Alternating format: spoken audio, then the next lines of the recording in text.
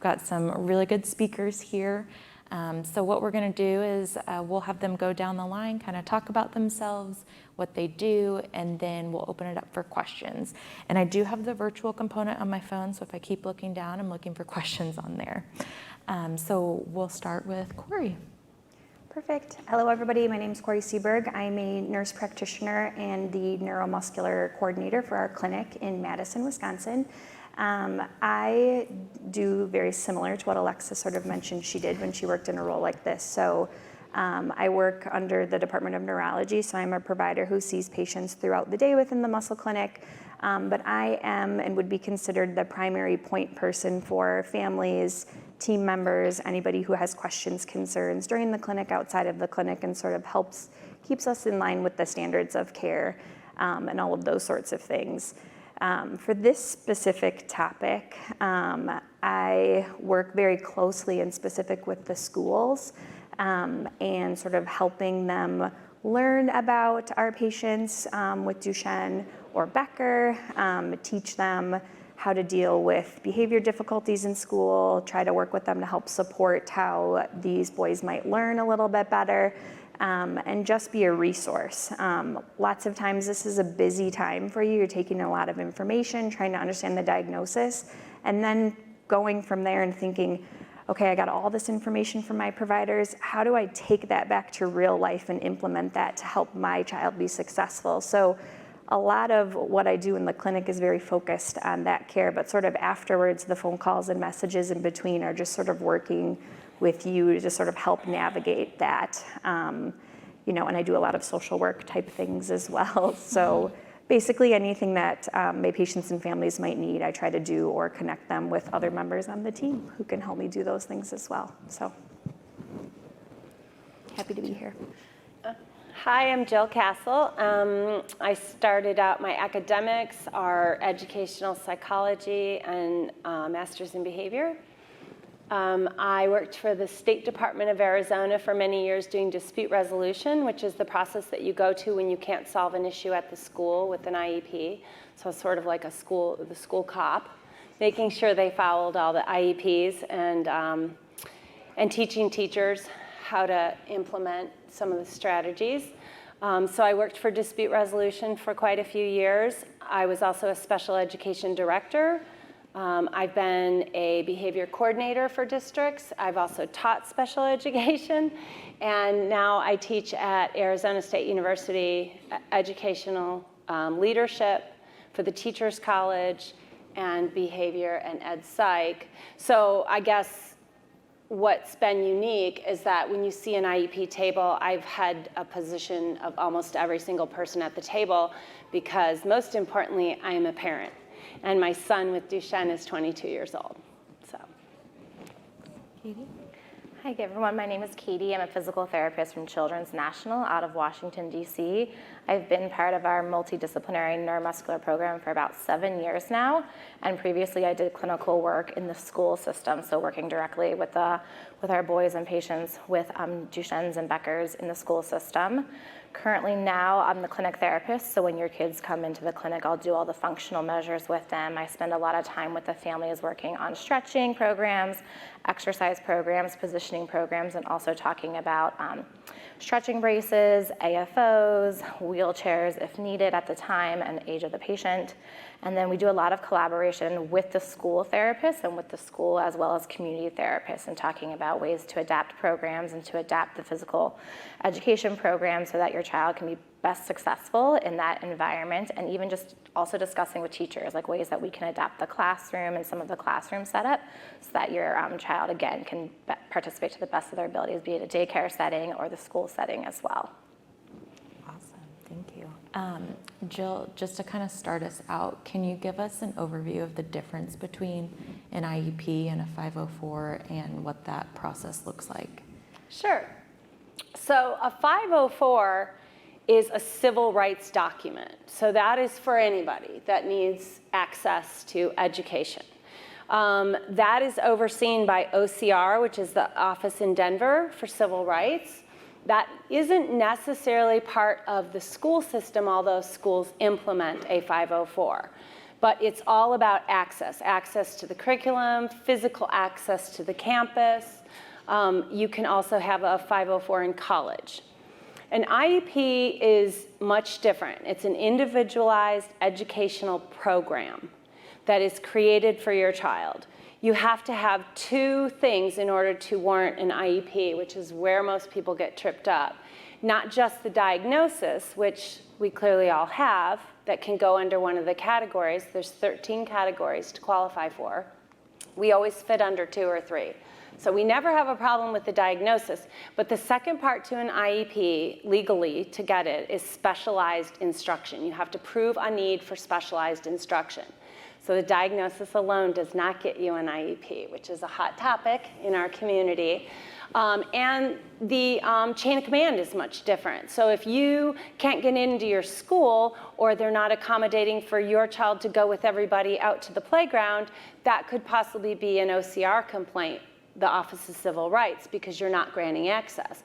Whereas, if you have an IEP issue, if it's a complaint that they're not following federal procedure, then you would go to your State Department and file a complaint. It wouldn't be OCR, right? And if it's a philosophical difference, like I believe my son needs an aid and you don't, then you would go to state mediation. So it's a different process, a different hierarchy and chain of command that you follow for each, and different things qualify you for each. Can I add a question to absolutely. that? Just, can you speak a little bit to private school programs that maybe can't utilize those types of tools and how that might look different for families? Because there may be charter schools or other things, and sometimes those formats are not an option. Right, great. Thank you for bringing that up. So a 504 doesn't matter. It can be private school, charter school, public school, because that's rights, that's access, okay? An IEP is attached to federal funds. So if a place is not getting federal funds, they don't warrant an IEP. So in other words, a private school does not have to give you an IEP. They're not accepting federal funds. They're not mandated to do so, okay? You can have a 504, but they're not obligated to do an IEP. A lot of private schools will say, hey, we'll do an IEP, and then parents don't realize, yeah, but they're not federally mandated to follow it or put in, and they don't have any dollars attached. That's the other part. The IEP has dollars attached for all of those services, right? So that's the difference. And charters actually do accept federal funding, so they do have to follow the IEP process. Perfect, thank you. Although they don't always have the resources. It's another discussion. Yeah. And I know kind of along those lines, I've had families reach out to me saying they want physical therapy at school, and are they able to get that in a private school if the private school doesn't have a physical therapist? How does that work? I don't know, Katie, if you can speak to that too. I was gonna say, I think the biggest thing on a side note that we run into, and you could probably speak to more of how you access the PT in school, is that families sometimes have a difficulty understanding the difference between a school-based physical therapist and like an outpatient or clinic-based physical therapist. So your school-based physical therapist that your child may or may not qualify for is purely there to make sure that they're able to access the school environment. So they collaborate with the teachers, collaborate with the educators on making sure that if there's stairs, how is that child going to negotiate the stairs? Is there someone who can carry their backpack up the stairs? If there's an elevator, can that child get access to the elevator? The therapist will also come into the school and look at the child in their classroom setup, making sure that the chairs are the right height for them, or are there chairs placed around the classroom where that child can take a break or transfer on and off the floor if needed, as well as working, for example, with the education teachers and how can that child participate to the best of their abilities in that gym session, and what accommodations need to be made. Oftentimes, families will get mad or come back to us in the clinic and say, my child only gets 30 minutes of PT one time a month or 30 minutes one time a week. And we have to educate them that, again, the role of a school PT is really to go in and make sure that your child can optimally participate in their school, and that there's no barriers to them learning the material. Now, your clinic-based physical therapists, those are going to be the ones who will do more of the stretching and exercises with you. And so we always encourage, if that's something that a family feels like they're lacking when they come to the clinic appointments, or they'll coordinate with our clinic coordinator, You know, we don't mind making a referral to an outpatient physical therapist for 1 or 2 sessions to go further in depth on that stretching program or on that activity program. But I just want to make sure that the message is out there that that really is not the role, unfortunately, of the school physical therapist. But yeah, sorry. Yeah, that's correct. And when they do it, that's nice. Yes, you when may they do have a it's school nice. PT that does help with stretching or that, but it's not mandated. It's not. You're not able to enforce that. That's you just got lucky if that's your situation. And you do have to watch with the PTs as well too, because a lot of the school PTs haven't been, privy to Duchenne, and they'll try strength exercise and stuff like that that's detrimental to our boys. So you have to be aware of that. With the private school setting, you're still going the route for services to your home public school that you're assigned to by where you live. So in other words, if you're choosing to send your child to a private school, you can still go to your home school for evaluations, and there are some ways to get some of those services from your home school district. They're obligated to do some things. But again, it gets limited and tricky because you've chosen to take them from that situation and put them in a private school that's now not mandated to follow federal law. So you can get it, but it takes some finesse for sure. Do you all have any questions? If you do, feel free to walk up to the microphone and we can answer your questions from there. Or if you don't want to walk up there, you can just shout them out.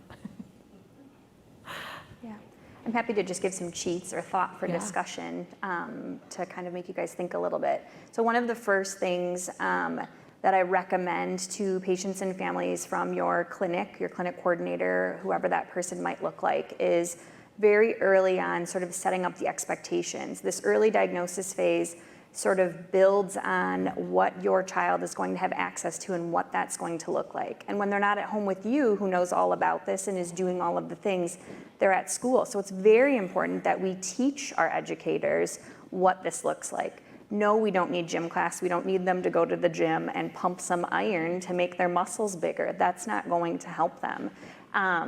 So they don't always understand that, and we can't fault them if we don't teach them that. So one of the first things I do with patients, either transferring into my clinic or new diagnoses, is to have you guys sign a release of information if that's something that you're comfortable with, so that your clinical team can talk to the school. So that opens up your clinic coordinator, who can sort of share the educational materials, either things that we've decided in clinic, because the next thing you think about is, okay, I have an IEP or a 504, so I don't really know that much about that. How do I build that? What does that look like? What do they need? How do I think about, if I do a 504 now, will that take out the opportunity for them to have an IEP later? Does it matter if I pick one over the other? And you just start swimming in these thoughts. It can be very overwhelming. So getting that release of information early on and having those discussions. I like to have those discussions like the day or the week after our crazy multidisciplinary clinic, because in that clinic visit, you have all of your team members coming in, they're giving you 1,000 ideas, and you're like, yeah, that's great, that's great, that's great. And then you go home and you look at everything and you're like, I have no idea what just happened. And these are all such great ideas, but how in the world do I implement this stepwise to my school, to my therapists, and what does that look like? So I like to do a touch base to just sort of circle back and be like, okay, how did clinic go? What do we need to be doing right now? So the first step is opening up that communication. The second step is using the resources that we have. So, the education booklet sets from PPMD, sharing those with your providers at school. They're downloadable online, talking through that. Just thinking about your individual child. Where do we struggle? Are we worried about the behavior in school? Are we worried about their attention? How many parents have gotten the threat from daycare or preschool, even before going into the school system, where your kid's too aggressive, we're gonna kick them out. They can't stay here. I got that phone call from a family while I was at this conference. We're about to be kicked out of preschool, and all the parents want my number because our child is too aggressive and I don't fault them. How do I stay where I am? And so that's where we're going to go, is letting me sort of help guide that bridge with them to talk about that and to give them ideas about maybe starting with timed breaks so you can decrease those meltdowns. Maybe giving better warnings while switching activities at school so they can sort of function in their own way and help keep them regulating. The talks that they had yesterday about learning and brain and DMD I thought were really helpful, and I liked that window reference that they used. It was very visual for me. So I think those are all really helpful things to sort of think of, but use your team. Ask the questions. I don't think any of us want our families to sit at home and stay up at night thinking about something, going like, I don't know, and then 6 months goes by and it's time for another clinic visit and you're in the exact same spot that you were the last time. If you're not making progress, if you have questions, reach out to your team. That's what we're here for. We're here to educate you, help you. We're all learning. You're learning, your teachers are learning, your community is learning, and we're there to sort of help you guys with that. So I would love to hear if anyone has any of those experiences, because I think it's really helpful for us as providers, but also the other families in the room to sort of validate some of those experiences that you might be having. Sue, did you have?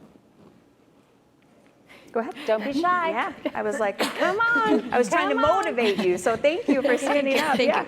you. Okay, so my grandson is moving to an intermediate school. Things, there's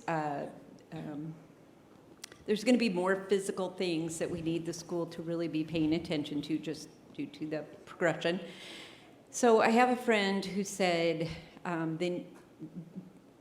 so let me phrase it this way, I guess. So the IEP, the school has very much kept educational. They have not really we've asked a few times for some specifics on some of the movement and how he moves and some of that, but they have not put that into his plan. Mm-hmm. I have a friend who's an attorney who said, you now need an individualized health plan.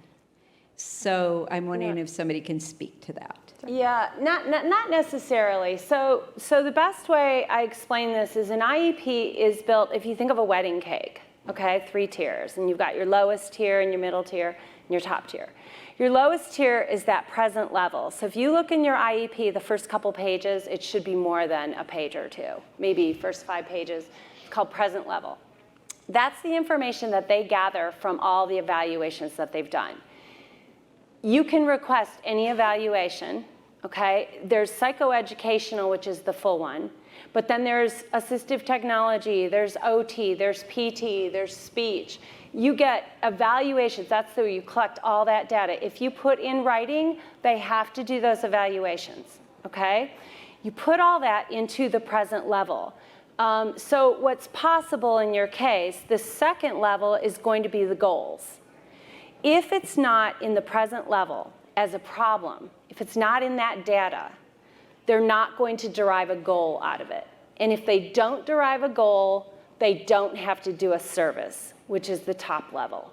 And so you need to remember that that's how it's hooked up, because when the State Department or somebody looks at them for compliance, and they have goals that are written or services that they're providing that don't match the data in the present level, they get dinged for that. Okay? So what I'm hearing you say is that the present level didn't mention a lot of physical issues, is probably what's going on. So you don't need something separate. What you need is maybe some more evaluation information for the physical side from a PT. Your doctor's reports are great. You include that. You as a parent can always say, I want to attach this information to the present level of my IEP. It could be stuff you write. It can be our guide from the PPMD. But once that's in the present level, they are mandated now to make a goal to serve it. And once you make a goal, so if your goals, if you have a section of goals that are based on the physicality issues that you're looking for, we now have to provide a service for that. Whatever that service looks like, whether it's a one-to-one or whether it's more PT or that kind of thing. But I want people to understand it's a flow. So if you don't have the data to support the goal, you're not going to get the services. They can't warrant it. They can't explain that to their State Department. Does that? And we're working with an excellent school system, so this is not anything that's negative. But it's a little bit frustrating.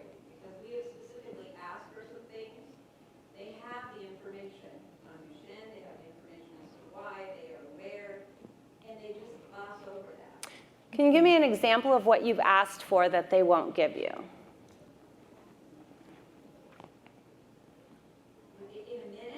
Sure. Sure. Come back or come back to me later. I'm always available to everybody. But I want to hear specifically, because then what I do often is I look at the end and what we're looking for, and then we build a goal where they legally have to now take care of it. Okay, so here are some things. So we've said now he does have a one-on-one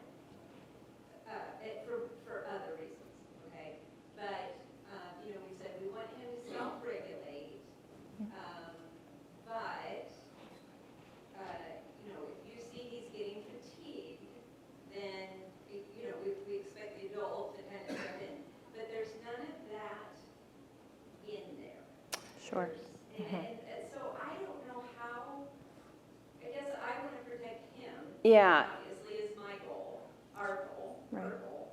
And, That's a team effort for sure. It's- Take credit, yeah. And yeah. fatigue is that's a subjective thing. Who decides when he's fatigued? And that's very subjective. If you have that written in there, there's nothing to grab onto. So it needs to be, when he does X, we want Z or Y, whatever.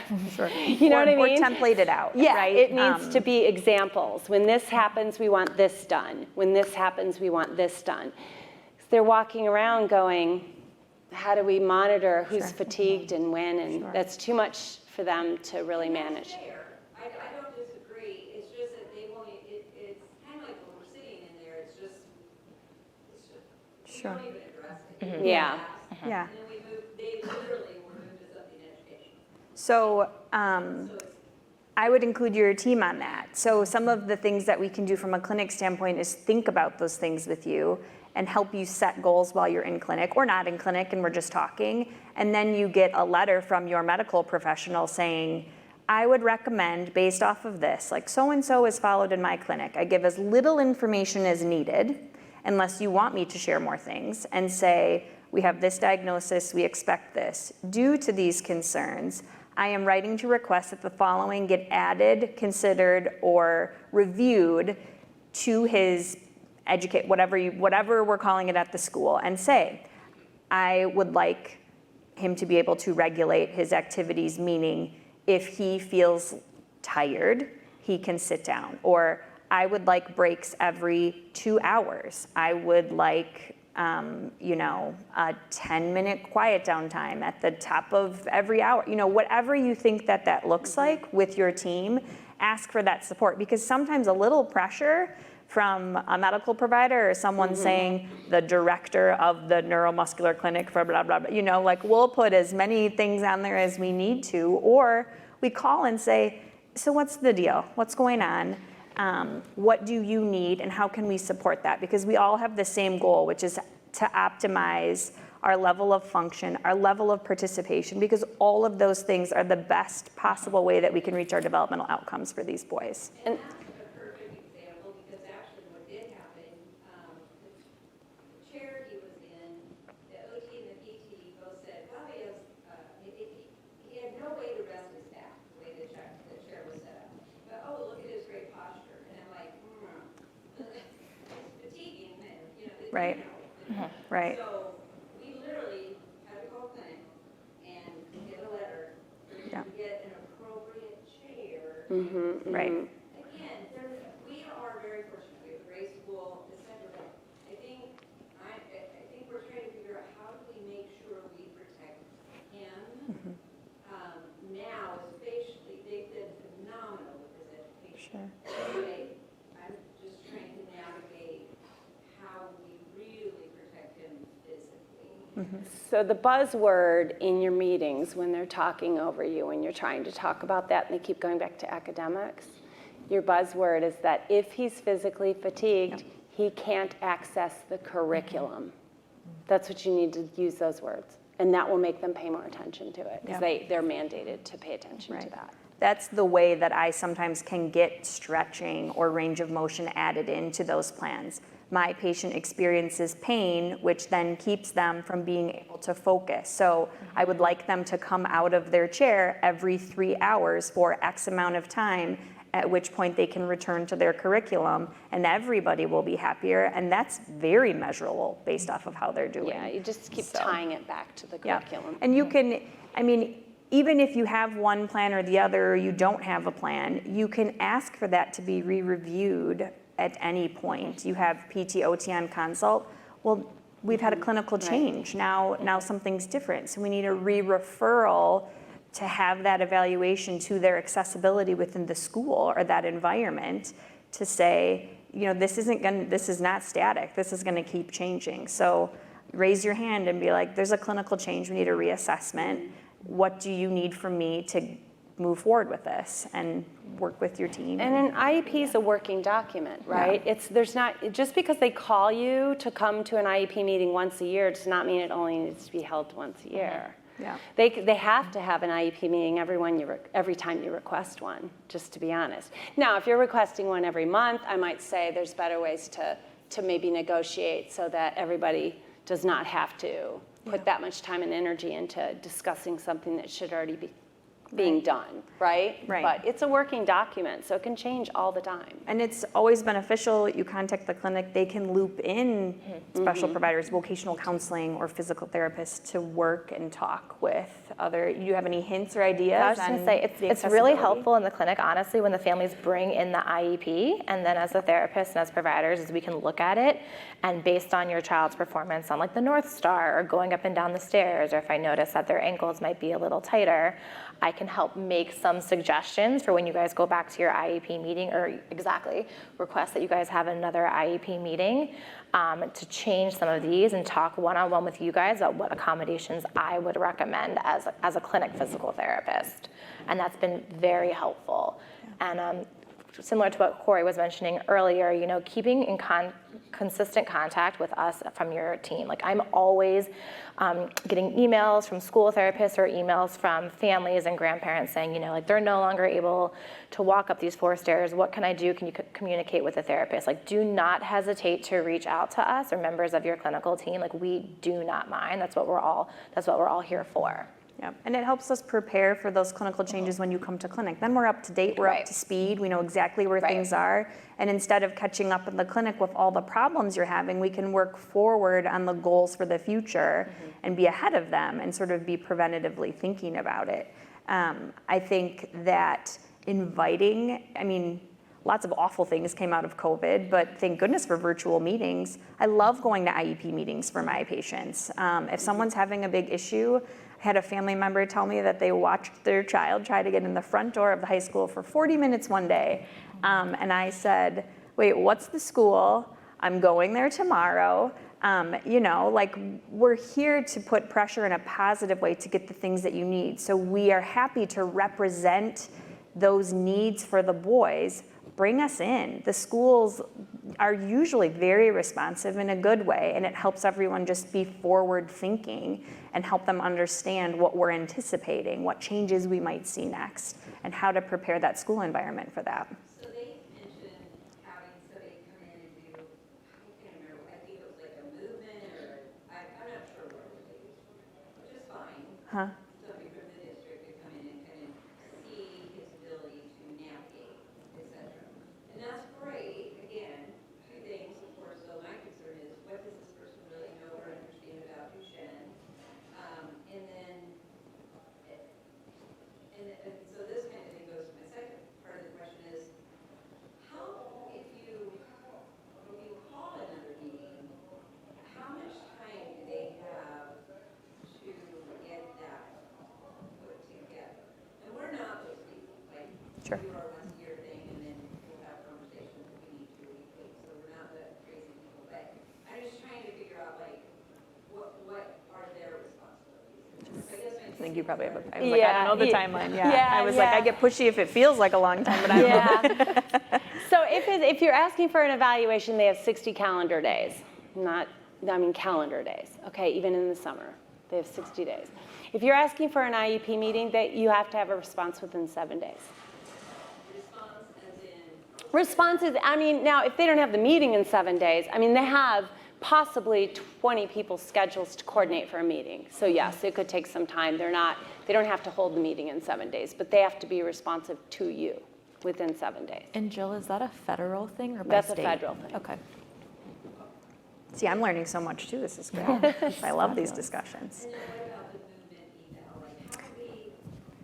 Is it a PT or a movement? Like, I don't know what a movement Is it, eval is. is it a mobility assessment where you're thinking about like next phase of equipment? Because sometimes that can be facilitated at school for like chair. Yeah. Katie, do you? The one who said, well, we can have somebody come in and assess his abilities to navigate the facility. That's PT. I think that's the I think PT it sounds like that would be a accessibility. PT or an OT coming on in, and they'll probably watch him for a half day or so, and exactly watch how he gets in and out of the chairs, how long he's able to like sit upright before fatiguing or participate, walk in the hallways. I'm not sure what a mobility assessment would be, but it sounds like they're having a PT or OT come in for a consultative purpose. Which sounds good. Yes. Given your Yes. complaint, because it's giving you that, I like the cake. So I'm imagining the cake, it's giving you the information for the bottom level of the cake. Yeah. So collaborate, 'cause Yes. that's my Yeah. other point, is you can write whatever you want in that IEP. It doesn't mean it's happening every day.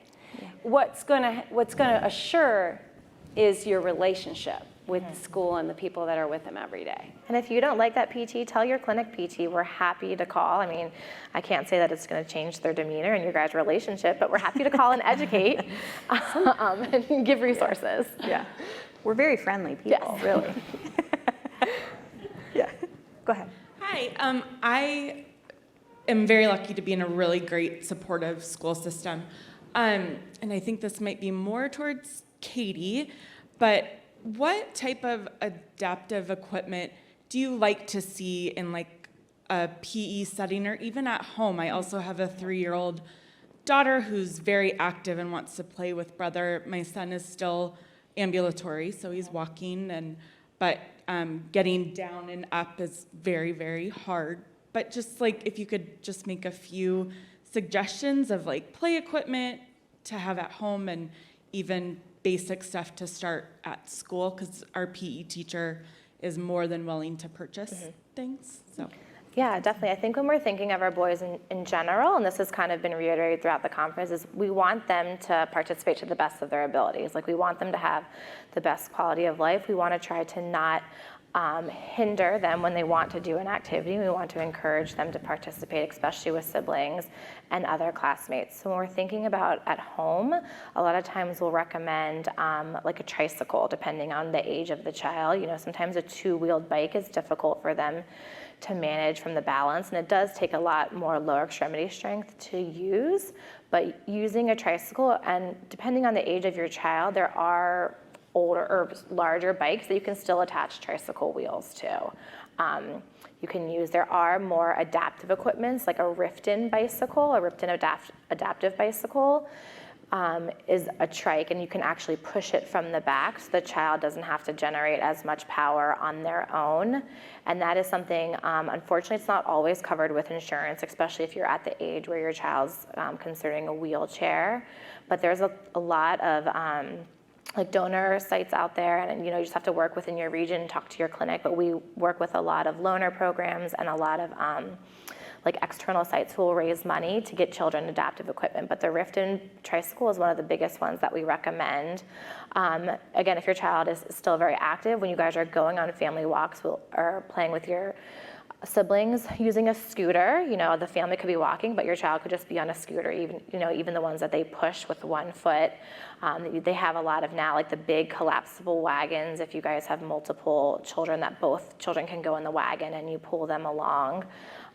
It gets harder as the kids get older when you think about strollers, because they just don't fit in a stroller anymore, and that's not always like as appropriate for them to interact with their peers.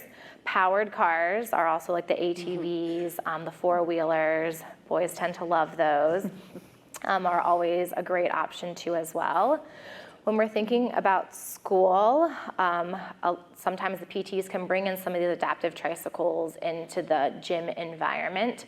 One of the biggest things that we'll see in gym is actually like the size of the ball. So if the kids are all playing like basketball or soccer, can the PE teacher actually give the child like a lighter ball or a smaller ball that they can throw, so they don't have to like with their shoulder strength tending to be a little bit weaker. Sometimes it's harder for them to pick up a larger ball over their head to throw to their peers. So we talk about a lot of like tennis balls or using a beach ball. That being said, your child may be able to fully participate with a soccer ball or a basketball, and that's totally fine if we feel like they still could. But yeah, I see you kind of nodding back and forth. But a lighter ball, yeah. And if they're playing like tennis, can you play tennis with a balloon versus using a tennis ball? Another big accommodation that I think a lot of our families have said helps is when in PE, if they're doing a sport or even a sport that you guys do on your own with your child, is having the child and talking with that coach, talking with the teacher. And I've actually also had a lot of families where the parents become the coach if it's like an off-school team that they're doing, because I think then you're able to make a lot more adaptions for your child that way, and then also feel like you can be involved with your child in more of a normal and typical setting. But having them play more of like an offensive role where the kid is always positioned right next to the goal, so then the other members of the team or other classmates, they just throw the ball to him, kick the ball to him, and then he kicks it into the goal. And he doesn't have to do all that running up and down the court or running around the playground. So little modifications like this. Or can the child play goalie or play defense by the net more often, so he doesn't have to run back and forth. We've also, with gym class, we try to encourage that if the child, if they're doing more like jumping jacks or some of your other traditional like calisthenics or strength training, can that be when your child does his stretches? So does his calf stretches, does his hamstring stretches, if he's still able to do them on their own. So it doesn't look like he's being pulled out and not able to participate when all the other children are in a circle, but can he focus on a different exercise? Are some of the ideas that we have. That's awesome. I just want a side note to that is when they start getting a little older too, think out of the box. First of all, adaptive PE is one of those related services we were discussing. So you can always ask for an adaptive PE evaluation, okay? The other part though that I want to make parents aware of is there comes a point with PE, you can use PE time to work on social skill goals. So I've written into a lot of IEPs in the present level that they need help with, let's face it, most of our boys need help with social skills, right? Gym, a lot of parents want to pull their kids out of PE because they're afraid of the physical thing, but you're pulling them out of one of the biggest social times and one of the most bonding times that they're going to have in the school environment. So is there a way for you to write social skill goals in a way that the teacher is now kind of on the hook for including them to work on social skill goals? Then they have to get really creative. Sometimes they don't like that, but it's a way to get around that and make that time really robust and worthwhile. I think that's a great idea. Like, right, can your son be the coach with the gym teacher and coach the other side of the kids or whatnot? There's definitely different ways that they can participate in these activities without actually being physically active for them. But it does take a lot of creativity, and I'm working with a great gym teacher, a great teacher, and great PT as well. Yeah, there's a language. I'm just gonna say I want to hear your question because I see you nodding, and so I'm like, I hope she stands up and says something. Is the language you share with the school and how you build it? We're always in clinic. We're always talking about the things that our boys can't do. I don't love it. I like to focus on the things they can do and how do we keep them doing the things that they can do. So when I think about these plans for school, we think about the things that they're really good at, the things that they like to do, that they can do. They can be the goalie, so there's the goal. They can throw this ball. They can do that. So focus and challenge your school to think about not their limitations, but the things that they can do, because it helps them reframe that with just a little change with 1, 2, apostrophe and a T. You just X them off of everything and say, let's just like flip this. It makes them feel good. They're motivated. It makes you feel good. You're keeping them doing things that they love. So just a little language flip. Yeah. Go ahead. So I do have some questions, but I also wanted to state we're both from Washington State, and there is actually no adaptive PE in Washington State. So I've been through that. But luckily we have a good PE teacher who's very involved. So anyway, just wanted to say not every state has adaptive PE. So my biggest question is actually involved with my son's IEP. So he's 7, he just finished first grade. And he has an IEP, but they only evaluated him for physical stuff. And he's actually behind in reading, almost a year behind in reading. And they said it's still not a big enough issue that it's a concern. But for me, that's a really big concern because it's hard to catch up. And I've requested a full IEP evaluation, and they said they need to meet to decide if that's the best step for my son. And you said 60 calendar days. They told me 60 school days. So they have it stretched out till September. Yeah, For them to make the it is decision. calendar days. It Okay. is written in the federal law. Okay, They don't like it because they like to take summer breaks. right. They probably deserve a summer break in all fairness, right? Yes, and I agree. But honestly, if you put in writing, and you'll put that writing to the special ed director of the district, and then copy your local team on it, Okay. and you say, I need a full psychoeducational evaluation, and you can even add your related services, and you could add a reading specialist Okay. to evaluate, and they have to. They don't Right. have a choice. Well, and Now, if they don't have the resources to, it gets really tough. Let's face how things are. Like, there's the way it's supposed to be, and then there's the way that it is. And we do have to work together and understand they are humans, they do care, they're doing the best they can. So yeah, they might want to try to extend it when they have their people back from summer break. You know, that's reasonable, but Actually, technically for they're the supposed- physical stuff, they're really excellent. I'm lucky our PT has actually had 2 Duchenne boys before. So the physical side, I'm not so worried about. You know, he's in a scooter.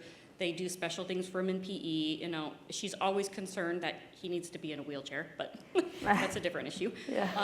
But I'm just really concerned about the educational, and I'm not sure that they understand that Duchenne boys, their brains are kind of wired differently. They are. Loop And your, so- loop your team in. I'm so concerned, and they're not understanding that concern because they don't understand what's going on behind the scenes, I don't think. Has he had a neuropsychological evaluation through your muscle clinic? So he's getting one in August. Perfect. Just add that to I the felt like I present was level. pushed to that point where I'm like, okay, Yeah. well, I have to Yep. do this through the medical side. Yep, because and we're not oftentimes getting that can be a lot more detail oriented and it gives them the beef that they need. So maybe the issue is that they don't have the resource to do that. So that's perfect timing. Granted, you don't want to wait that long. And it's right before September, so. Right, You right, are right. allowed to use outside evaluations. Yes. They're allowed Okay. to use outside Yep. evaluations and then not it just add what's missing rather than having to do the full boat Okay. on their own. So. Okay, I do have a second question about kind of adaptive equipment, play equipment. Our playground is very inaccessible. It has a lip to step over, which my son can still do it, but, you know, it's gonna progress. And it's also wood chips, and every piece of equipment requires climbing, not even stair climbing, like actual physical climbing. And I didn't know if there's any, if they're obligated to change those or not. Yeah, I was like, I feel like people are moving in that direction, but that's not to say that it's everywhere and it might be a resource issue. So I think It's a big sometimes. issue. Yeah. But that's where creativity comes Yep. in. That's where you come in, okay? I have offered that. When my son, you know, hey, let's have a school fundraiser. Okay. I'll head it up. I also had with my son, you get creative as a parent. My son was being left alone during the recess every day. And so I took a little inventory with the kids and found out all the little girls liked playing that little headbands game. And so I bought that and a few other games and I set up a picnic table for recess, right? And he would just sit at the picnic table and all the girls would come over because they wanted to play headbands. And before you knew it, recess every day was like a line of kids that wanted to take turn playing games. That was like a creative, or some people put, what's the video game where they jump around? I don't know, whatever, like a video game room where he can play games I when would say it's Wii, too but not the hot. Switch. Yeah, like Okay, the I was Wii like or the Wii, but that makes me feel Switch, old. So a Nintendo Switch, is that the current thing? Okay. Or the Wii when they're younger and they can physically move, and you put a hot and cold room, like when the weather's too cold or the weather's too hot. you know, you might have to get creative with your school and work with them on some solutions. Which is a fun way to bring the community in, right? I have a couple schools who have like a day, you know, they have one of our boys is in their school district and they have like a green t-shirt day every year and it's his day and, you know, they make it fun. So, you know, building off of that, I think advocacy groups or other resources can be helpful when thinking about that.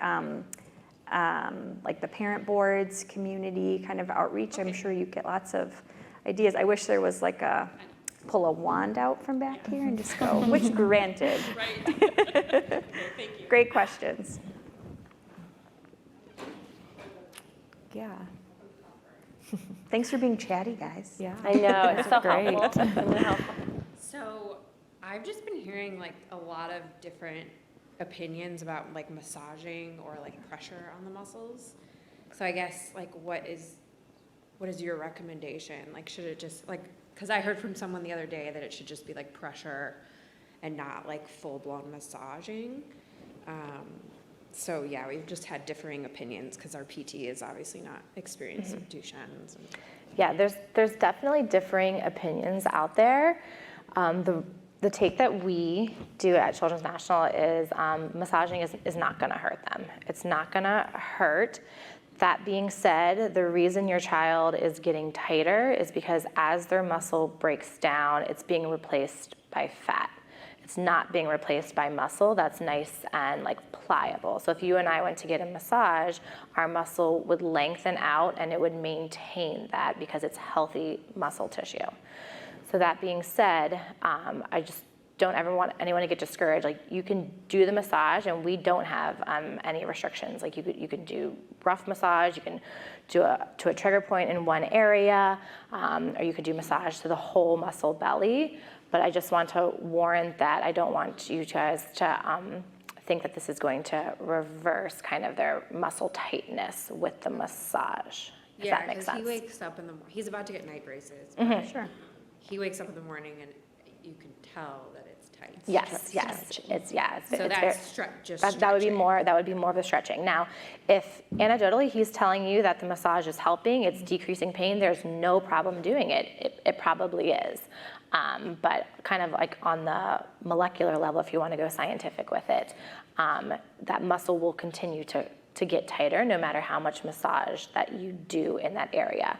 The stretching will help maintain kind of the range of motion at the joint. So some parents will like to massage first, again, because it'll help your child alleviate some of that pain and then do your stretching after it.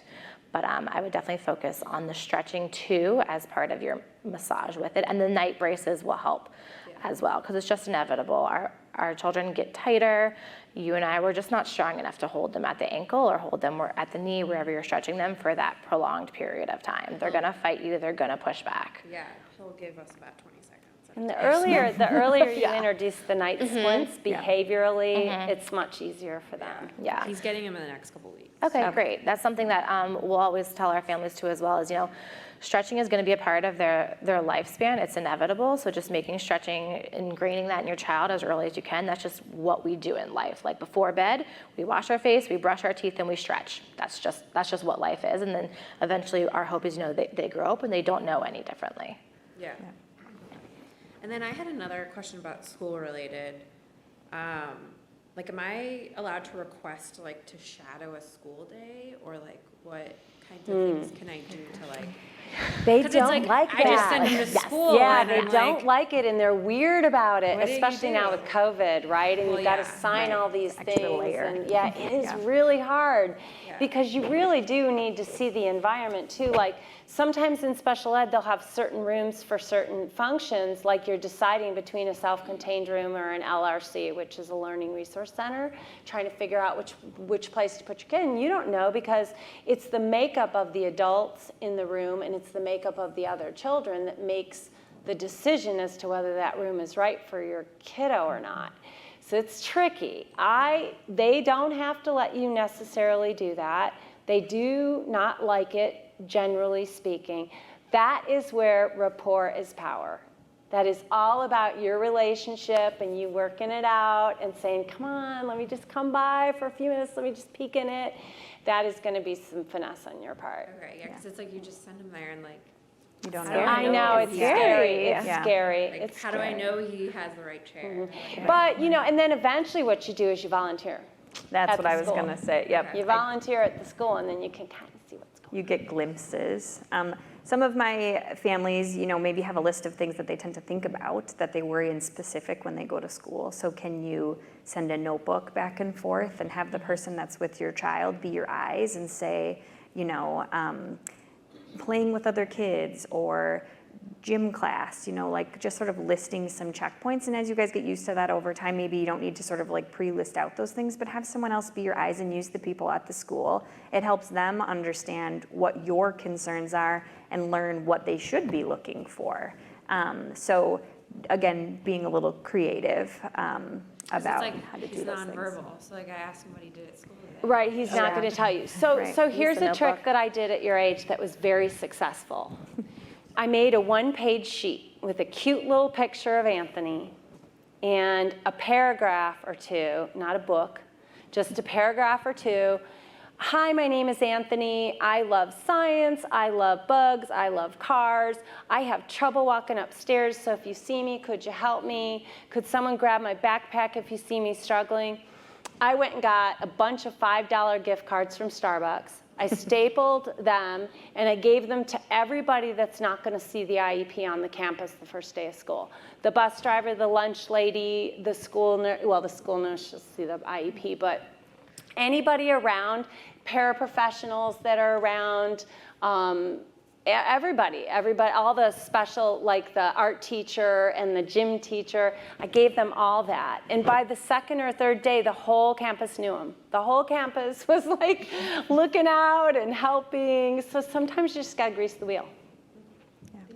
Don't be afraid to reach out and share things like that. Just go for it.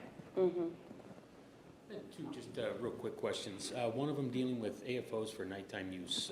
Our son really struggles in trying to keep them on for more than about 30 seconds.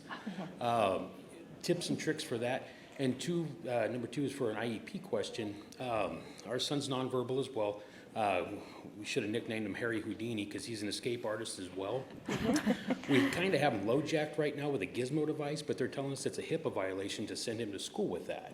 And my question is, how do we get that involved in the IEP, or how we go about that? I wouldn't say that's a HIPAA. That's know. not, I was that's like, I not don't a think I HIPAA understand the violation. They're process. trying to throw out acronyms to make you back off. Yeah, that's not a HIPAA violation. But is it something that they legally and liability-wise want to, they don't want to be liable for that. And if your son's a runner, which is what they call them in school, if you have a typical runner, you know, if you send in a low jack and then they still lose them, there's a higher liability than if they lose, you know, on it. So that's what they're hedging against. It's not a HIPAA thing. The HIPAA thing is the sharing of information, so it's irrelevant. And you can tell them that you know that. Yeah, this isn't HIPAA. I understand that you're worried about the liability. And then you can have a more real conversation with them. I think that they're supposed to have enough things in place. They're going to have autism programs and things like that at the district. You can ask for some of those experts. Ask for one of the autism experts in the district to come out and look at your son's placement and ask them for input, because the behavioral resources that they use for kids with autism are totally appropriate for a lot of our kids. They just don't think of it because they're only thinking of Duchenne as a physical thing. But as we know, they've got a lot of those behaviors. They can also benefit from a lot of those interventions. And just because you have other health impairment or, you know, orthopedic impairment as your category for your IEP does not prohibits you from using resources from the autism program. We're not stuck under a label, okay? So they can pull from all their resources in the district to help you with that. And in terms of the AFOs, everyone hates using them. Probably 1 out of 16 patients that come to us every clinic are actually using them overnight. Typically what we'll say is just because they call them nighttime AFOs, like you don't have to wear them at night. It's plastic. The The brace doesn't know if the child's sleeping or not. The biggest concept behind them is that you're going to get most of your change at your joint. So if it's an AFO at your ankle joint, you get most of your change when you're doing a prolonged stretch. A lot of research shows that prolonged stretch is where you're going to make a change to the muscle length. So if your child likes to watch an iPad or watch TV, slap the braces on then for 30 minutes to an hour. Or if you're going on a vacation or a long car trip, put them on and he can wear them in the car. Some families, they only actually use them in the car. They're like right next to their shoes when they're getting in the door. They'll put their braces on when they get in the car and like they wear them during car rides. So if he's not going to use them or not wear them at night, then don't fight that battle right away, especially if they are going to be having to use these for the rest of their life. You don't want to create like a negative connotation to it now. So the biggest thing would be like trying a distraction technique or like when he's like watching TV, using an iPad on the computer. If he'll sit and do that for 30 minutes to 2 hours, that's a great time to put his braces on. Perfect, thank you. Awesome. Back on that question, actually, the ASO part, it's quite frustrating that we got an IEP for my 3-year-old and that Duchenne is the physical part, and in order to get any of the behavioral services, you do have to have an autism diagnosis, and that's what he has. And I'm just wondering, could you speak to a little bit what the differences would be from like, because right now he has speech, he has ABA therapy. Okay. Like what the difference would be for like a Duchenne type child versus a child that has a typical ASD diagnosis.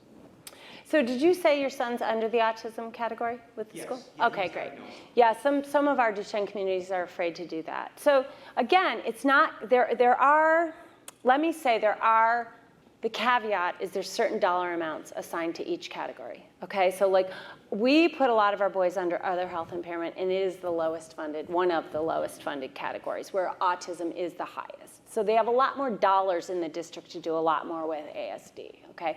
But you are not, it's not like, it's an individualized educational program. It's not a label. So it really, you need that category to get your IEP. You need a category, right? And then the specialized instruction that I talked about. But you're not bound, it's not like we have a list of things we do for this category and we don't do them for that category. So you need to remind him, this is an individualized education. We can build it however he needs it. Whatever's in that present level as a need, whatever resources you have in the district, those are what we're going to use to address these needs. We don't put all the children with Down syndrome in one room and put all the, that's not how it's supposed to work. That is not federally how it's set up. Schools do that out of convenience and lack of resources. So that's just educating them and just drilling it in over and over, because Duchenne falls in between several of these needs, and they really just want to box the kids up, and it's just up to you to make sure that they don't. But they can use, any of those resources for anything. Even like you have ABA. If my Duchenne kid is under other health impairment and he's got behavioral issues, you can request the district to put in ABA services if they have an ABA specialist in the district, which some of the bigger districts do, right? They don't have to have autism to have that.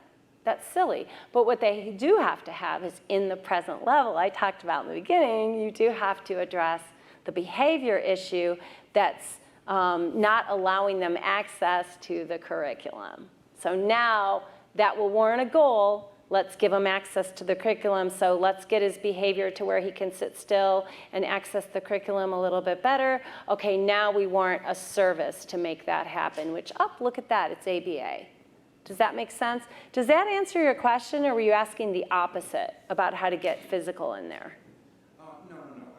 He first was diagnosed with Duchenne, but then in order to get the ABA, the speech therapy, they needed to diagnose him with autism. And they didn't, but they wanted the dollars. Yeah, but it's like it requires that the autism diagnosis in order to add those services. It doesn't. Otherwise, I'm in Maine, so I don't know if that's just No, It shouldn't. It's federal. I think It is what we should. It shouldn't. Yeah, I'm sorry. I'm Yeah. just saying that's not That's not accurate. That's just what they're going to tell you. They want you to get the autism diagnosis because there's more dollars attached to that for their school district. So now they can pay that ABA person and they can pay for those services. Does that help? Yeah. It's unfortunate that we have to have the discussions to say that isn't how it's supposed to be, that shouldn't be happening. We understand that it is happening, and that's exactly what this forum is for. And so it's nice, I appreciate all of you speaking up so that other people can hear. I think at the base of that, I'm so glad to hear that people have connected, is to know your resources. Connect with your social worker in clinic early. Behavioral services are not easy to get, I don't think. They're not in Wisconsin. Autism therapy, psychiatry, those are very difficult things. And if you are on a state-funded insurance program, it can be even harder. So in the beginning of this phase, we were talking a lot about IEPs and even like adaptive equipment. Know your resources. Do you qualify for any waiver programs? What sort of additional funding can you get that can help pay for some of these things? Maybe insurance isn't going to pay for the tricycle that keeps things moving, but your waiver program can. Think about things preventatively. Maybe you're sitting in this room and you're like, gosh, I don't have a lot of behavior issues. Am I missing autism? Am I missing this? Know your resources early, because the wait lists for those things can take a long time. So be proactive, have an idea of that, get in with a behavioral therapist early. Maybe you don't have issues, that's great. They can coach you on the things that are working well, and as those behaviors become more challenging before they are unmanageable, you already have those tools in place to be ahead of that next step as we're learning to regulate and we're getting a little bit older. So I'm so happy to hear that people are connected. Those of you who maybe aren't, that would be my advice. Yeah, and I didn't mean to challenge what you're doing. I just get so, I get so passionate. No, that's not how that works. But of course, I'm not denying your reality. I'm sure that is what they're saying. So I didn't mean any disrespect by that. I just get really worked up because that's just not accurate. That's just not the way. But the other thing about behavior I wanted to just note is that behavior is communication. It is not always bad. Right. So when parents go, well, I don't need a behaviorist, my kid behaves. Yeah. That's not what behavior, if your kid might be quiet in the corner and never interact with anybody, and because he's compliant, they don't think he has a behavior issue, but the behavior issue is that he needs help interacting and being part of it. So you can ask for a behaviorist to help with those social skills too. Yeah. It's not always just to make them listen and behave and be compliant. Right. Behavior is everything, right? Yeah. Well, you guys are fantastic. I have that we only go until 2. Oh, so- sorry. No, you're totally I fine. know, I feel so like we we could talk about this forever. This Yeah. is such an important topic, and you all have a wealth of knowledge. I'm so glad I was up here with you guys today. I just did want to show you all out there a few resources that we have on PPMD's website that can help with this, if you don't already have these. So we've got our Education Matters Guide. We had a few copies out at the resource fair. If you want a copy, we do have some here, or you can order them online. We've got one specific to adaptive PE, another one specific to learning and behavior, and then the overview that's broken up by age and stage. And then we also have our Education Masterclass. So that's an online platform that you all as parents can take or give it to your educators. So the teachers, the PE teachers, the administration, it's free for them. So it's a great way to educate them about Duchenne and all these important things that we talked about today. So our website is kind of hard to find things. So I've got a little screenshot here. So if you go to our website and go to care, and then, let's see if my little fancy arrows, under classroom resources. This may change in the near future because I want to create a much better comprehensive school guide for you all. But right now, this is where you can access these resources. And this is what it looks like. So the Education Matters Guide, again, you can order it or you can get a PDF version. So if you click on those links, it'll take you to a PDF, or if you click order, it'll go to your house, and it's all free. So same thing with the masterclass. Any last minute questions, thoughts? We'll be around if you have any questions. Thank you guys so much. Thank you all. You guys are fantastic. Thank you. Thanks for chatting with us and participating.